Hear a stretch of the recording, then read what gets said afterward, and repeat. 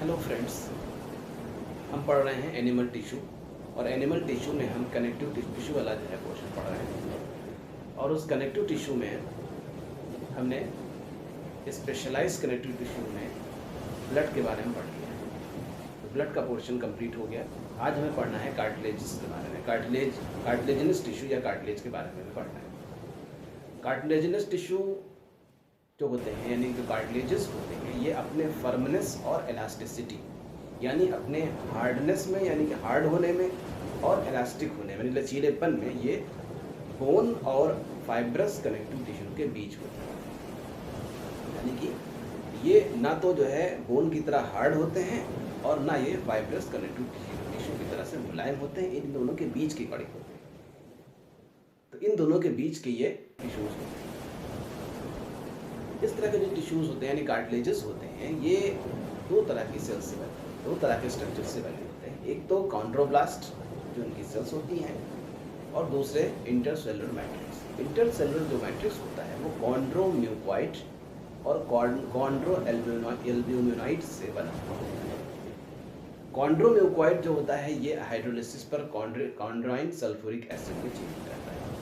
ये इस मैट्रिक्स का सिक्रेशन जो है वो कॉन्ड्रोब्लास्ट करती है। और ये कॉन्ड्रोब्लास्ट जो है वो अपने ही सिक्रेशन से चारों तरफ एक एयर फिल्ड स्पेस में घिर जाती हैं, जिनको हम लेक्यूना कहते हैं और प्लूरल में लेक्यूनी कहते हैं। तो इन लेक्यूना से ये सराउंड हो जाती है, उसमें घिर जाती हैं।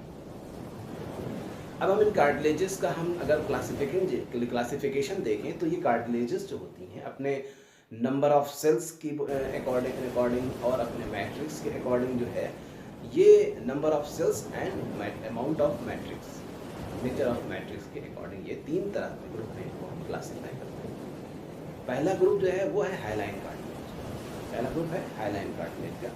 हाइलाइन जो कार्टिलेजेस होती हैं इनका जो जैसे कि हाइलाइन मतलब होता है ग्लास ग्लास लाइक मतलब ट्रांसपेरेंट इनका जो है वो मैट्रिक्स होता है। इंटरसेलुलर मैट्रिक्स होता है इनका वो ट्रांसपेरेंट। इंटरसेलुलर मैट्रिक्स इनका ट्रांसपेरेंट होता है।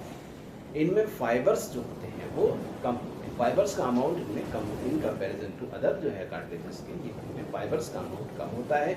इंटरसेलुलर जो मैट्रिक्स होता है वो ट्रांसपेरेंट होता है। और दूसरी चीज़ जो होती है कि इनका जो सेल्स होती हैं, इनका जो इनमें लेक्यूनी जो होती हैं, ये बहुत सारे लेक्यूनी होती हैं। इनमें लेक्यूनी के अंदर जो है 1, 2 या 3 सेल्स पाई जाती है। किसी में 1 सेल्स होती है, किसी में 2 सेल्स होती हैं। जब किसी लेक्यूली में 2 से ज़्यादा 3, 4 सेल होती हैं, जब उसको हम सेल नेस्ट कहते हैं। जब उसमें कई सेल्स पाई जाती हैं, जब हम उसको कहते हैं सेल नेस्ट कहते हैं। इसके अलावा इनमें इनका जो मैट्रिक्स होता है वो ट्रांसपेरेंट होता है। और इन कार्टिलेजेस के चारों तरफ फाइबर्स की इन फाइबर की एक लेयर होती है यानी फाइब्रस लेयर होती है, जिसको हम पेरिकॉन्ड्रियम कहते हैं। पेरिकॉन्ड्रियम कहते हैं। इसकी जो आउटर पार्ट होती है, आउटर जो लेयर होती है वो फाइब्रस होती है, उसमें फाइब्रोसाइट्स पाए जाते हैं। और इसके बाद अंदर की जो लेयर होती है वो कॉन्ड्रोजिनस होती है, इसमें कॉन्ड्रोसाइट्स पाए जाते हैं। कॉन्ड्रोसाइट्स कॉन्ड्रिन का सिक्रेशन करते हैं। फिर वही कॉन्ड्रोसाइट जब मेच्योर होती हैं तो लेक्यूनी के चारों तरफ घिर जाती हैं, तब उन्हें हम कॉन्ड्रोब्लास्ट कहते हैं। तो ये वो हाइलाइन कार्टिलेज का स्ट्रक्चर। हाइलाइन कार्टिलेजेस का अगर हम देखें ये डिस्ट्रीब्यूशन क्या होता है, कहाँ ये पाई जाती हैं कार्टिलेजेस, तो ये कार्टिलेजेस जो हैं ये end of the long bones यानी आर्टिकुलर सर्फेसेस जो होते हैं, जहाँ पर जॉइंट जुड़ती हैं, जो सर्फेसेस होते हैं उन पर जो है इस तरह के कार्टिलेजेस हाइलाइन कार्टिलेज प्रेजेंट होते हैं। तो articular surface of the long bones पर ये हाइलाइन कार्टिलेजेस प्रेजेंट होते हैं। दूसरी जो जगह होती हैं इन कार्टिलेजेस की, दूसरी जगह जहाँ पर ये प्रेजेंट होती हैं वो है वो यानी नोज़, जो हमारी नोज़ की जो कार्टिलेज हैं वो इसी तरह की कार्टिलेजेस होती हैं। दूसरी जगह इसके अलावा कहाँ पाई जाती हैं, इसके अलावा जो है ये जो है एक्सटर्नल ऑडिटरी मीटर्स यानी एक्सटर्नल एयर में जिस तरह की वो जो है वो कार्टिलेजेस हाइलाइन कार्टिलेज प्रेजेंट है। एक्सटर्नल एयर, इसके अलावा trachea, larynx and bronchial tubes, इनमें ये कार्टिलेजेस प्रेजेंट होती हैं। उसके बाद हम नेक्स्ट आगे आते हैं।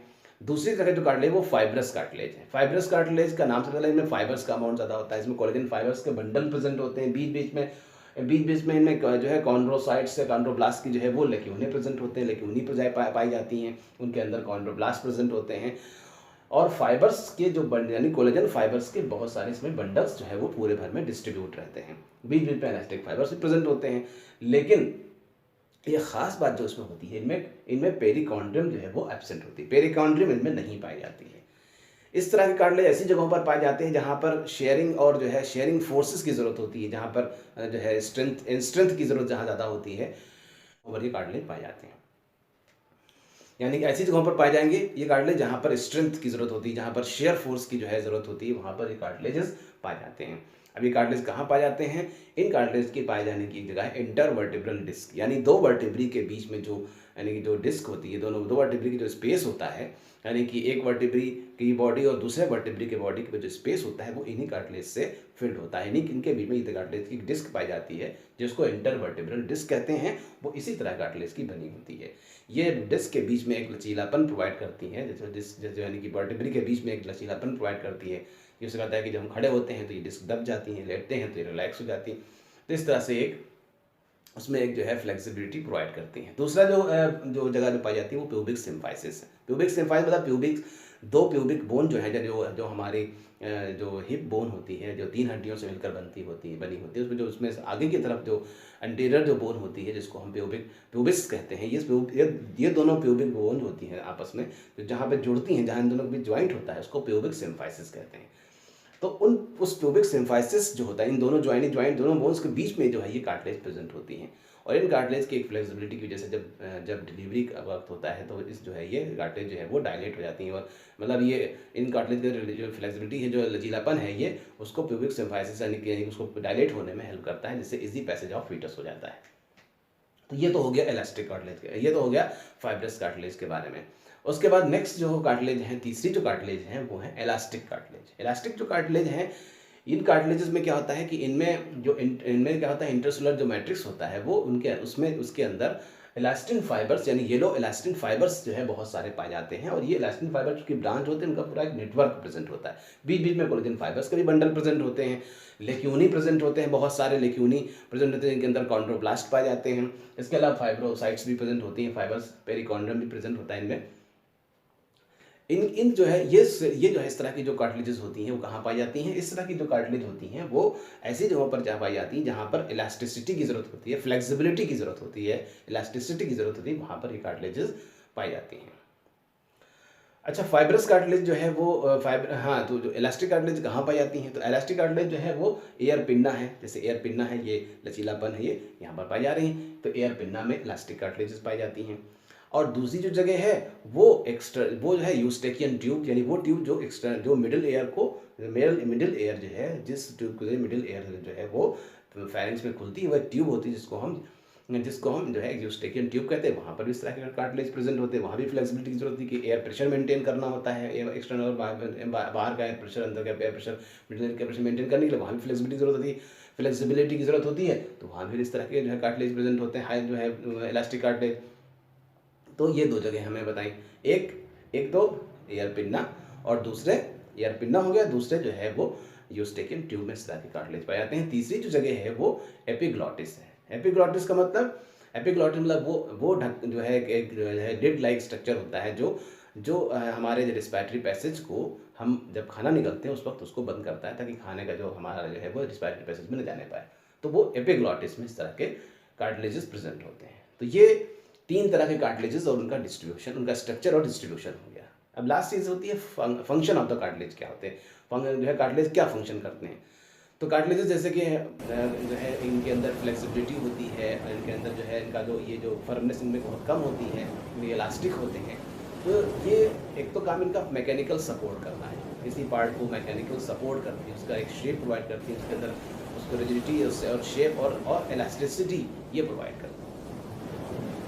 दूसरा काम ये होता है कि जो हाइलाइन कार्टिलेज होती हैं ये कार्टिलेजिनस बोन के बनने के लिए एक मीडियम प्रोवाइड करती हैं। कार्टिलेजिनस बोन को बनने के लिए ये एक तरह के मीडियम प्रोवाइड करती है, प्रिकर्सर मीडियम की तरह काम करती हैं। तीसरी चीज़ जो होती है कि जो फाइब्रस कार्टिलेज होती हैं ये जो ज्वाइनिंग जो बोन होती है इनके बीच एक ज्वाइंट का काम करती हैं, ज्वाइंट के लिए ज्वाइंट का काम करती हैं जो फाइब्रस कार्टिलेज। इसके बाद जो इलास्टिक कार्टिलेज हैं वो जो है उन स्ट्रक्चर जहाँ पर पाई जाती हैं उनको एक फ्लेक्सिबिलिटी और इलास्टिसिटी प्रोवाइड करती है। तो ये कार्टिलेजेस का फंक्शन है। तो आज का जो लेक्चर हमारा था वो सिर्फ कार्टिलेज के बारे में था, कार्टिलेजिनस टिश्यू के बारे में।